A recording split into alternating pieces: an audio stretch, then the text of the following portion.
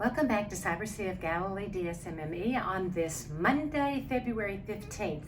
February 15th is very special to me, and I will tell you why. It's my parents' wedding anniversary. Now, my parents, I do believe, are in heaven, so I don't know how you celebrate a wedding anniversary in heaven, but I'm sure, as St. Thomas Aquinas, the great Dominican theologian, says, the people we love the most on earth that helped us get to heaven, we will love that much more when we get to heaven. So I guarantee you those two are close in heaven. For many reasons I saw, and a zillion reasons I never was privileged to be able to see. However, I know that. But on this beautiful feast day, we were really thinking that it would be a good day to talk about joy. And so this is the background that we chose. It's a ferial day, so we can kind of choose what we want. And it's an interesting reading in Mark 8, which is the reading for the gospel today at Mass. Here's the line that you've heard before, but I want to talk a little bit more about it. No sign will be given you except the sign of Jonah. You already have enough signs. What's the sign of Jonah? It means, basically, in simple terms, pay attention to God, how God is working in your life every single day. Every single day, pay attention. So if I talk about my parents, did I see them work miracles? Them work miracles? No. God worked miracles through them?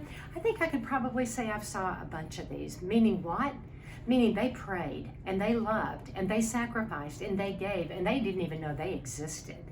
And so we kids saw this, and I think I always was a curious child who always watched things and paid attention, and I knew that God and the Blessed Mother were working through my father and my mother.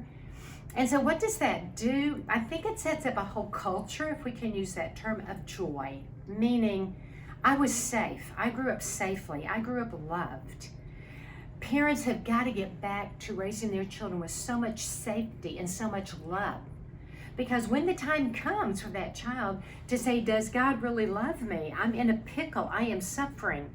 Maybe I can't get out of this. How do I become strong enough to pick up my cross and follow Him?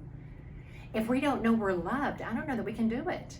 If we know that we are loved, we will joyfully, all heaven is singing on our side. We can do it because God is doing it through us, not because we can do it ourselves.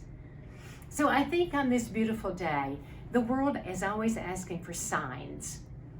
It's part of our nature. It's part of the scientific background that makes us up. Can I really see that? Can you prove that? Faith cannot be proven. Faith and science go together because science, if it's true, is always going to lead towards faith, which is the bigger picture of this. But if we just stop with science, we are limping through life because we will never have the stuff spiritually, deeply enough, strongly enough to pick up that cross. We will try to skirt around it because it'll never make sense up here, because faith doesn't make sense. Faith is pure gift.